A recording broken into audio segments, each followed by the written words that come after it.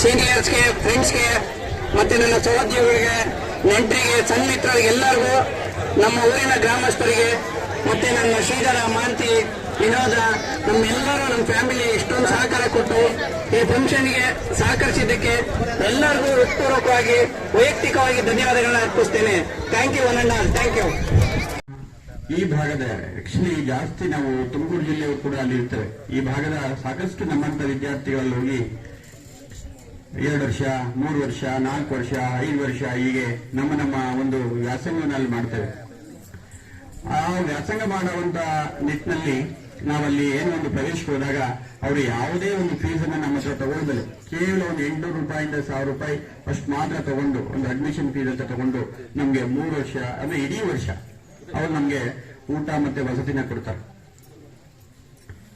ಆ ಒಂದು ನಾವ್ಯಾರು ಇಲ್ಲಿ ಏನ್ ಕುಂತಿರೋರು ಯಾರು ಏನು ನಾನು ಚಿಕ್ಕವನಿದ್ದಾಗ ನಿಮಗೆ ನನ್ನ ಪರಿಸ್ಥಿತಿ ನೀವು ಉತ್ತಮ ಪರಿಸ್ಥಿತಿಯಿಂದ ಯಾರು ಹೇಳ್ಬೋದು. ನಾವು ಅಂತ ಪರಿಸ್ಥಿತಿ ಇಲ್ಲಿರೋರೆಲ್ಲ ಅಷ್ಟೇ. ನಾವ್ಯಾರು ಇಲ್ಲಿ ಇರೋರೆಲ್ಲ ಯಾರು ಅಫಿಷಿಯಲ್ ಮಕ್ಕಳೆಲ್ಲ ಎಲ್ಲ ಗ್ರಾಮೀಣ ಪ್ರದೇಶದ ಒಂದು ರೈತ ಬಾಂಧವರ ಮಕ್ಕಳು ನಾವೆಲ್ಲ. ಅವತ್ತು ನಮ್ಮ ತಂದೆಗಳು ಕೂಡ ನಿಮ್ಮಂತ ಕೂಲಿ ಮಾಡ್ಕೊಂಡಿರ್ಬೋದು ಅಥವಾ ಯಾರು ಚಿಕ್ಕ ವ್ಯವಸಾಯ ಮಾಡ್ಕೊಂಡು ನಮ್ಮನ್ನ 1,000 ರೂಪಾಯಿ ಫೀಸ್ ಕಟ್ಟಿ ನಮ್ಮನ್ನ ಬೆಂಗಳೂರಿಗೆ ಕಳಿಸಿ ತಿಂಗಳ ಎಲ್ಲ 100 ರೂಪಾಯಿ 50 ರೂಪಾಯಿ ನಮಗೆ ಖರ್ಚು ಕೊಟ್ಟು ಈ ಮಟ್ಟಕ್ಕೆ ತಂದು ನಿಲ್ಸಿದ್ದು. ಆ ಒಂದು ಹಾಸ್ಟೆಲ್ ಆ ವಿದ್ಯಾರ್ಥಿಗಳಿಗೆ ನಮ್ಗೆ ಏನು ಅನ್ನ ಕೊಡ್ತು, ವಸತಿ ಕೊಡ್ತು. ಆ ಒಂದು ನಿಟ್ಟಿನಲ್ಲಿ ನಾವು ಮುಂದೆ ಚೆನ್ನಾಗಿ ಓದಿ ನಾವು ನಮ್ಮ ಕಾಲ ಮೇಲೆ ನಾವು ನಿಂತ್ಕೊಂಡಿದ್ದೇವೆ. ಇಲ್ಲಿರ್ತಕ್ಕಂಥವ್ರು ಡಾಕ್ಟರ್ಸ್ ಇದ್ದಾರೆ, ಇಂಜಿನಿಯರ್ಸ್ಗಳಿದ್ದಾರೆ, ವೆಟನರಿ ಡಾಕ್ಟರ್ಸ್ ಇದ್ದಾರೆ, ಅತ್ಯಂತ ಪ್ರೊಫೆಸರ್ಸ್ ಇದ್ದಾರೆ, ವಿವಿಧ ಸಾಫ್ಟ್ವೇರ್ ಇಂಜಿನಿಯರ್ಸ್ ಇದ್ದಾರೆ. ಅವ್ರದೇ ಆದಂತ ಒಂದು ನಿಟ್ಟಿನಲ್ಲಿ ಅವರೊಂದು ಸಾಧನೆಯನ್ನ ಗೈದು ಅವರ ಕಾಲ ಮೇಲೆ ಅವ್ರು ನಿಂತು ಅವರ ಊರುಗಳಲ್ಲಿ ಅವರ ಸಂಬಂಧಿಕರಿಗೆ ಒಂದು ನೆರಳಾಗಿ ಒಂದು ಬದುಕ್ತಕ್ಕಂಥ ಒಂದು ದಾರಿನ ಕಂಡಿಟ್ಕೊಂಡಿದ್ದಾರೆ. ಆ ನಿಟ್ಟಿನಲ್ಲಿ ನಾವು ಅಷ್ಟೆಲ್ಲ ಫೀಸ್ ಇಂದಲೇ ಓದಿದಾಗ ನಾವೇನಾದ್ರೂ ಒಂದು ಸಮಾಜಕ್ಕೆ ಕೊಡ್ಬೇಕಲ್ಲ, ವಾಪಸ್ ಕೊಡ್ಬೇಕಲ್ಲ. ಅವತ್ತೇನಾದ್ರೂ ಫೀಸ್ ತಗೊಂಡಿದ್ರೆ ನಮಗೆ ಮೋಸ್ಟ್ಲಿ ಈ ಒಂದು ಖುಷಿ ಇರ್ತಿತ್ತೋ ಇಲ್ಲೋ. ಅದಕ್ಕೆ ನಾವೆಲ್ಲ ವಿದ್ಯಾರ್ಥಿಗಳು ಸೇರ್ಕೊಂಡು ಏನ್ ಮಾಡಿದ್ವಿ, ಒಂದು ಟ್ಯಾಗ್ಲೈನ್ ಕೊಡ್ತೀವಿ. ಅದೇ ಟ್ಯಾಗ್ಲೈನೆ ಈ ಮುಂದೆ ಇರ್ತಕ್ಕಂಥದ್ದು ಮರಳಿ ಶಾಲೆಗೆ ಅಂತ ಹೇಳಿ. ಅಂದ್ರೆ ಯಾವುದೋ ಒಂದು ಶಾಲೆಗೆ ನಮ್ಮ ವಿದ್ಯಾರ್ಥಿಗಳು ಇರ್ತಕ್ಕಂಥ ಅಥವಾ ಅವರ ಟೂರ್ಗಳಲ್ಲಿ ಆ ಶಾಲೆಗೆ ಹೋಗಿ ಆ ಶಾಲೆ ವಿದ್ಯಾರ್ಥಿಗಳ ಜೊತೆ ನಮ್ಮ ಒಂದು ಎಕ್ಸ್ಪೀರಿಯನ್ಸ್ ಹಂಚಿಕೊಂಡು ನಮ್ಮ ಉದ್ದೇಶ ಏನು, ಈ ಕಾರ್ಯಕ್ರಮ ಯಾಕೆ ಮಾಡ್ತೀವಿ ಅಂತ ಹೇಳ್ಬಿಟ್ಟು ಆ ವಿದ್ಯಾರ್ಥಿಗಳಲ್ಲಿ ಒಂದು ಸ್ಫೂರ್ತಿ ತುಂಬಿ ಆ ವಿದ್ಯಾರ್ಥಿಗಳು ಕೂಡ ನಾಳೆ ಮುಂದಿನ ದಿನಗಳಲ್ಲಿ ನಮ್ಮ ತರ ಒಂದು ಒಳ್ಳೆ ಉತ್ತಮ ವಿದ್ಯಾರ್ಥಿಗಳು ತಗೊಂಡು ಒಂದು ಅವ್ರ ಕಾಲ ಮೇಲೆ ನಿಂತ್ಕೊಂಡು ಅವ್ರ ಕುಟುಂಬಕ್ಕೆ ಒಂದು ಆಸರೆ ಆಗ್ಬೇಕು ಅನ್ನೋ ಒಂದು ನಿಟ್ಟಿನಲ್ಲಿ ನಾವೆಲ್ಲ ಕೆಲಸ ಮಾಡ್ತಾ ಇದ್ದೇವೆ. ನಿಮ್ಮ ಮೇಲೆ ನಿಮ್ಗೆ ನಂಬಿಕೆ ಇರಬೇಕು ಅಲ್ವಾ?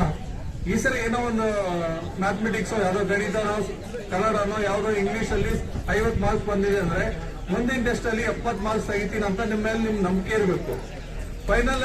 ಫೈನಲ್ ಎಕ್ಸಾಮ್ ಅಲ್ಲಿ 90 ಮಾರ್ಕ್ಸ್ ತೆಗಿತೀನಿ ಅಂತ ನಂಬಿಕೆ ಇರಬೇಕು. ಅವಾಗ ನೀವು ಓದ್ತೀರಾ. ಎರಡನೇದಾಗಿ ಕಷ್ಟಪಟ್ಟು ಓದ್ಬೇಕು ನೀವು.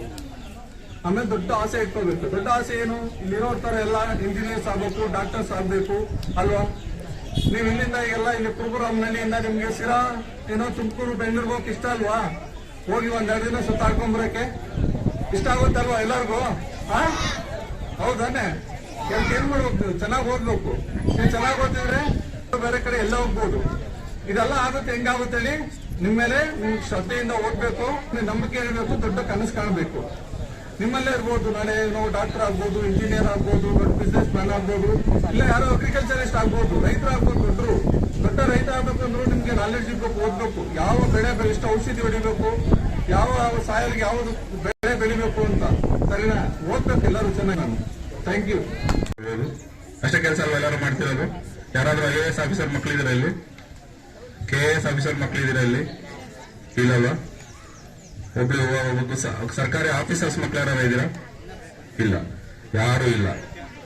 ನೀವು ರಿಯಲಿ ಏನು ಸಾಧಿಸಬೇಕಾದಂತಹದ್ದು ಬಹಳ ಇದೆ. ಯಾಕೆಂದ್ರೆ ನಿಮ್ಮ ತಂದೆ ತಾಯಿ ಅವರ ಜನರೇಷನ್ಗೆ ಅವರಿಗೆ ನಿಮ್ಮಷ್ಟು ಅವಕಾಶಗಳು ಸಿಕ್ಕಿಲ್ಲದ ಕಾರಣ ಅಥವಾ ಅಂದಿನ ಅವ್ರ ಪರಿಸ್ಥಿತಿ ಸಹಕಾರವಾಗಿಲ್ಲದ ಕಾರಣ ಅವ್ರು ಯಾರು ಓದಿ ಆರ್ಥ ತಿಪ್ಪೇಸ್ವಾಮಿ ಅಂತ ಹೋಗಿಲ್ಲ ಅಲ್ವಾ?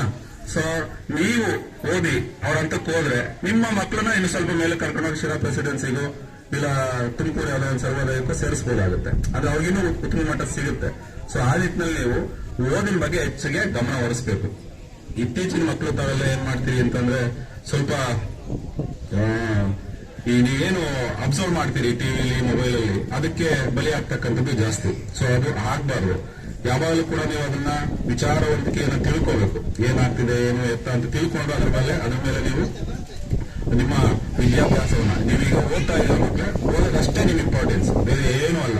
ನೀವು ಯಾವತ್ತೂ ಕೂಡ ನಿಮ್ಮ ಏನು ಜ್ಞಾನಾರ್ಜನೆಗೆ ನಿಮ್ಮ ವಿದ್ಯಾಭ್ಯಾಸಕ್ಕಷ್ಟೇ ತುಂಬಾ ಮಹತ್ವವನ್ನು ಕೊಡಬೇಕಾಗುತ್ತೆ. ಅದು ಬಿಟ್ಟು ನೀವು ಬೇರೆ ನಿಮ್ಮ ತಂದೆ ತಾಯಿ ಸಹಾಯ ಮಾಡಿ, ಕೆಲಸದಲ್ಲಿ ಸಹಾಯ ಮಾಡಿ ಅದು ಹೊರತುಪಡಿಸಿ ಬೇರೆ ವಿಚಾರಗಳಿಗೆ ನೀವು ತಲೆ ಕೆಡಿಸ್ಕೋಬಾರ್ದು. ನೀವು ಹೇಗೆ ಅಂದ್ರೆ ನಿಮ್ಮ ತಂದೆ ಬೆಳಗ್ಗೆಯಿಂದ ಸಂಜೆವರು ಹೊಲದಲ್ಲಿ ದುಡಿತಾರೆ, ನಿಮ್ ತಾಯಿ ಹೊಲದಲ್ಲಿ ದುಡಿತಾರೆ, ಅಥವಾ ನಿಮ್ ತಂದೆ ಯಾರೋ ಒಂದು ಶಿಲಾದಲ್ಲಿ ಒಂದು ಹಮಾಲಿ ಕೆಲಸ ಮಾಡ್ತಾರೆ, ಕಷ್ಟಪಟ್ಟು ದುಡಿತಾರೆ, ಸಂಜೆ ಬರ್ಬೇಕಾದ್ರೆ 100-500 ಸಿಗುತ್ತೆ, ಅವ್ರಿಗೆ ಹೊಟ್ಟೆ ಹಸ್ತಿರುತ್ತೆ. ನಾನು ಟೀ ಕುಡಿದ್ರೆ ಅಥವಾ ಅಲ್ಲಿ ತಿಂಡಿ ತಿಂದ್ರೆ 50 ರೂಪಾಯಿ ಖರ್ಚಾಗುತ್ತೆ ಅಂತ ಹೇಳಿ 500 ರೂಪಾಯಿನ ಜೋಬಲ್ಲಿ ಇಟ್ಕೊಂಡು ಬಸ್ಸಲ್ಲಿ ಟಾಪಲ್ಲಿ ಕುತ್ಕೊಂಡು ಹಿಂದೆ ಕುತ್ಕೊಂಡು ಬರ್ತಾರೆ ಇಲ್ಲಿಗೆ. ಬರ್ತಾ ಅವ್ರ ಮಗು ಒಂದು ಬ್ರೆಡ್ ಒಂದು ಬಾಳೆಹಣ್ಣು ಏನೋ ಒಂದು ತಗೋಬರ್ತಾರೆ. ಅದು ಓದಿ ಖುಷಿ ಪಟ್ಟು ನನ್ನ ಮಗ ಚೆನ್ನಾಗಿ ಓದ್ಲಿ, ಚೆನ್ನಾಗಿ ಬೆಳೀಲಿ ಅನ್ನೋ ಉದ್ದೇಶ ಅವ್ರಿಗಿರುತ್ತೆ. ಆದ್ರೆ ಈಗಿನ ಮಕ್ಳು ಏನ್ ಮಾಡ್ತಾರೆ ಅಂದ್ರೆ, ನೀವಲ್ಲ, ನಾನು ನಿಮ್ಮನ್ನ ಕುರಿತು ಹೇಳ್ತಾ ಇಲ್ಲ, ಈ ಮಕ್ಳು ಏನ್ ಮಾಡ್ತಾರೆ ಅಂದ್ರೆ ಈ ಸಣ್ಣ ಪುಟ್ಟದ್ದು ಆಸೆಗೆ ಮೊಬೈಲ್ ಅಲ್ಲಿ ಯಾರೋ ಅಪ್ಪನ ಮೊಬೈಲ್ ಅಲ್ಲ ಅಮ್ಮನ ಮೊಬೈಲ್ ಯಾರೋ ಒಂದು ನಂಬರ್ ಸಿಗುತ್ತೆ, ಅವ್ನು ಯಾರೋ ಒಂದು ಮೆಸೇಜ್ ಹಾಕ್ತಾನೆ ಅಥವಾ ಅವ್ಳು ಯಾರೋ ಒಂದು ಮೆಸೇಜ್ ಹಾಕ್ತಾರೆ, ಅದ್ರೊಂದು ಯಾವ ಚಿತ್ರ ಕಳಿಸ್ತಾರೆ, ಅವಕ್ಕೆ ನೀವು ಬಲಿ ಆಗ್ತಕ್ಕಂಥದ್ದು. ಯಾರೋ ಒಂದು ಚಾಕ್ಲೇಟ್ ಕೊಡ್ತಾರೆ, ಅದಕ್ಕೆ ಬಲಿ ಆಗ್ತಕ್ಕಂಥದ್ದು. ಅದು ಮಾಡಬಾರ್ದು. ಅದು ಮಾಡಿದ್ರೆ ಇಡೀ ನಿಮ್ಮ ಜೀವನ ಸರ್ವನಾಶ ಆಗುತ್ತೆ. ಮತ್ತೆ ನೀವು ಇದೇ ಊರಲ್ಲಿ ಅದೇ ಕೆಲಸನೇ ಮಾಡಿಕೊಂಡು ಇನ್ನು ಕೆಳಮಟ್ಟಕ್ಕೆ ನಿಮ್ಮ ತಂದೆ ತಾಯಿ ಯಾವ ಮಟ್ಟದ ಜೀವನ ಮಾಡಿದಾರೋ ಅದಕ್ಕಿಂತ ಕೆಳಮಟ್ಟಕ್ಕೆ ಹೋಗ್ತಕ್ಕಂತಹ ಅವಕಾಶಗಳು ಹೆಚ್ಚು. ಭಾಗ್ಯ ಅನ್ನಂಗೆ, ಯಾಕಂದ್ರೆ ತುಂಬಾ ಹಿಂದುಳಿದ ಪ್ರದೇಶ, ಇಲ್ಲಿ ತುಂಬಾ ಹಿಂದುಳಿದ ಜಾತಿಯವರು ವಾಸ ಮಾಡ್ತಕ್ಕಂಥ ಪ್ರದೇಶ, ಮತ್ತೆ ತುಂಬಾ ಬಡವರು ಇರ್ತಕ್ಕಂಥ ಪ್ರದೇಶದಲ್ಲಿ ನಿಮ್ಮಂತ ದಾನಿಗಳು ಅಥವಾ ಸಹಕಾರ ನೀಡ್ತಕ್ಕಂಥ ಮನೋಭಾವ ಇರ್ತಕ್ಕಂಥ ಬಂದಿರೋದು ನಮ್ಗೆಲ್ಲನ ತುಂಬಾ ಹೃದಯದ ಧನ್ಯವಾದಗಳನ್ನು ಅರ್ಪಿಸ್ತಿದ್ದೀನಿ. ಸೊ ಮೊದಲನೇದಾಗಿ ಇವತ್ತು ಶಿಕ್ಷಣ ಎಂಬುದು ಒಂದು ಆಯುಧ. ಸೊ ಇದಿದ್ರೆ ನಾವು ಏನ್ ಬೇಕಾದ್ರೂ ನಾವು ಸಾಧನೆ ಮಾಡ್ಬೋದು, ಇಲ್ಲಾಂದ್ರೆ ತುಂಬಾ ಕಷ್ಟ ಆಗ್ತದೆ. ಇವತ್ತು ಇಂಜಿನಿಯರ್ಸ್ ಇರ್ಬೋದು, ಡಾಕ್ಟರ್ಸ್ಗಳು ಎಲ್ಲರೂ ಆಗಿದ್ದಾರೆ. ಬಟ್ ಶಿಕ್ಷಣ ಇದ್ರೆ ನಿಮ್ದು ಏನೋ ಒಂದು ತೊಂದರೆ ಕೊಡ್ತಾ ಇರ್ತಾರೆ, ಬೇರೆ ಯಾರು ತೊಂದರೆ ಕೊಡ್ತಾರೆ, ಅದರಿಂದ ಬಚಾವ್ ಆಗಬೇಕಾದ್ರೂ ಕೂಡ ಶಿಕ್ಷಣ ಬೇಕೇ ಬೇಕು. ಆದ್ರಿಂದ ದಯಮಾಡಿ ಎಷ್ಟೇ ಕಷ್ಟ ಆಗಲಿ ಶಿಕ್ಷಣವನ್ನ ಪಡ್ಕೊಬೇಕು.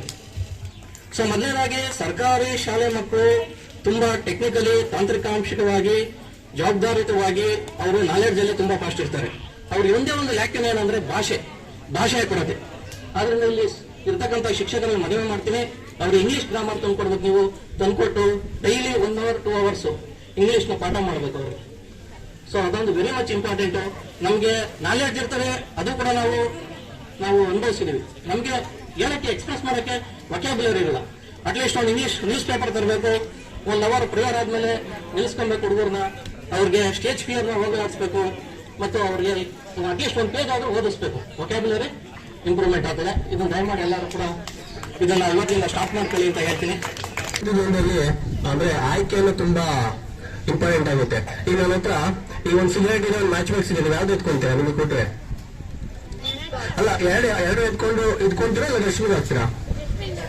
ಈಗ ನಾನು ಅದ್ರಲ್ಲಿ ಸಿಗರೇಟ್ ಹಾಕ್ತೀನಿ, ಮ್ಯಾಚ್ ಬಾಕ್ಸ್ ನಾನು ತಗೊಂತೀನಿ. ಯಾಕಂದ್ರೆ ಮೇ ಬಿ ಕರೆಂಟ್ ಮನೇಲಿ ಮುಂಬತ್ತೆ ಎತ್ಕೊಂಡು ಓದ್ಕೊಳ್ಬೋದು ಅಂತ. ಸೊ ಹಾಗಾಗಿ ಯಾವಾಗ್ಲೂ ಒಳ್ಳೆಯದನ್ನು ಸೆಲೆಕ್ಟ್ ಮಾಡ್ಕೊಳ್ಳಿ. ನನ್ನ ಮೊನ್ನೆ ಎಲ್ಲೋ ಒಂದ್ ಕಡೆ ಫಂಕ್ಷನ್ ಒಂದು ಕಥೆ ಹೇಳ್ತಾ ಇದ್ರು.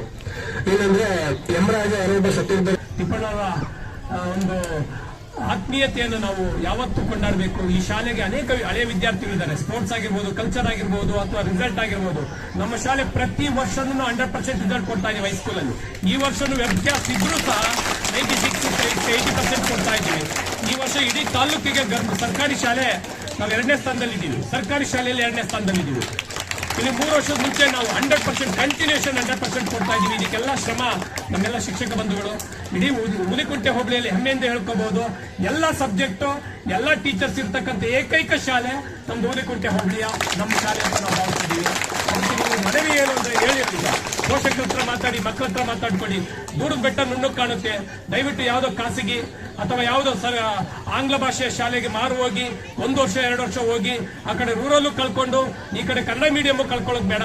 ಬನ್ನಿ ನಮ್ಮ ಶಾಲೆಯಲ್ಲಿ ನಿಮ್ಗೆ ಏನ್ ಬೇಕಾದ ಪ್ರಗತಿಯನ್ನು ನಾವು ಕೊಡ್ತೀವಿ ಅಂತ ಹೇಳ್ತಾ, ಹೆಚ್ಚು ಶಾಲೆಗಳನ್ನ, ಕನ್ನಡ ಶಾಲೆಗಳನ್ನ ಬೆಳೆಸಿ ಅಂತ ಹೇಳ್ತಾ, ನೀವೆಲ್ಲರೂ ಇಲ್ಲಿ ಬಂದಿರತಕ್ಕಂಥದ್ದು ನಮ್ಮ ಸುದೈವ ಅಂತ ನಾನು ಭಾವಿಸ್ಕೊಳ್ತಾ ಇದ್ದೀನಿ. ದಯವಿಟ್ಟು ಇದೇ ರೀತಿ ಕಾರ್ಯಕ್ರಮ ಶಾಲೆಗಳಿಗೆ ಅನೇಕ ನಮ್ಮ ಕಡೆ ಯುವ ಸಂಘದ ವತಿಯಿಂದ ಅಥವಾ ಈ ಕುಂಚಿಟಿಗರ ಸಾರ್ವಜನಿಕ ವಿದ್ಯಾರ್ಥಿ ನಿಲಯದ ವತಿಯಿಂದ ಶಾಲೆಗಳಿಗೆ ಅನೇಕ ಕೊಡ್ತಾ ಇದ್ದಾರೆ. ಇದೊಂದೇ ಅಂತ ಅಲ್ಲ, ಅವರೇ ಬರ್ತಾರೆ, ಅವರೇ ಆಟ ಆಡಿಸ್ತಾರೆ, ಅವರೇ ಇದು ಮಾಡ್ತಾರೆ. ಇಂಥ ಕಿರುಕಾಣಿಕೆಯನ್ನು ಕೊಟ್ಟಂತ ನಿಮ್ಮೆಲ್ಲರಿಗೂ ಸಹ ನಮ್ಮ HM ಅಥವಾ ನಮ್ಮ ಮುಖ್ಯ ಶಿಕ್ಷಕರ ಬಳಗ ಅಥವಾ ನಮ್ಮ ಶಿಕ್ಷಕ ಬಂಧು ಬಳಗ, ಮಕ್ಕಳ ಬಳಗಗಳಿಗೆ ಎಲ್ಲರಿಗೂ ಸಹ ಕೃತಜ್ಞತೆಯನ್ನು ಅರ್ಪಿಸ್ತಾ ಇದ್ದೀವಿ. ನಮಗೆ ಬರಬೇಕಾಗಿತ್ತು, ನೀವು ನಮ್ಮ ಶಾಲೆಯಲ್ಲಿ ಅಲ್ಲೂ ಕಾರ್ಯಕ್ರಮಗಳು ಮಾಡೋಣ, ಇದು ಬೇರೆ ಅದು ಬೇರೆ ಅಂತ ನಾವು ಅಂದ್ಕೊಂಡಿಲ್ಲ. ದಯವಿಟ್ಟು ಅನ್ಯತಾ ಭಾವಿಸಬೇಡಿ. ಆದರೆ ಸರ್ಕಾರದ ಒಂದು ರೂಪುರೇಷೆಗಳು ಬದಲಾಗ್ತಿರೋದನ್ನು ನಾವು ಬದಲಾಗಬೇಕಾಗಿದೆ. ಆದರೂ ಸಹ ಈ ಕಾರ್ಯಕ್ರಮದಲ್ಲಿ ಸಕ್ರಿಯವಾಗಿ ಪಾಲ್ಗೊಂಡಿದ್ದೀವಿ. ನಿಮ್ಮೆಲ್ಲರ ಈ ಪ್ರೀತಿ ವಿಶ್ವಾಸ ಸದಾ ಇರಲಿ ಅಂತ ಭಾವಿಸ್ತಾ ನನಗೆ ಮಾತಾಡೋದಕ್ಕೆ ಅವಕಾಶ ಮಾಡಿಕೊಟ್ಟಂತ ನಿಮ್ಮೆಲ್ಲರೂ ವಂದಿಸ್ತಾ ನಾನು ಮಾತು ಮುಗಿಸ್ತಾ ಇದ್ದೀನಿ. ಜೈ ಹಿಂದ್.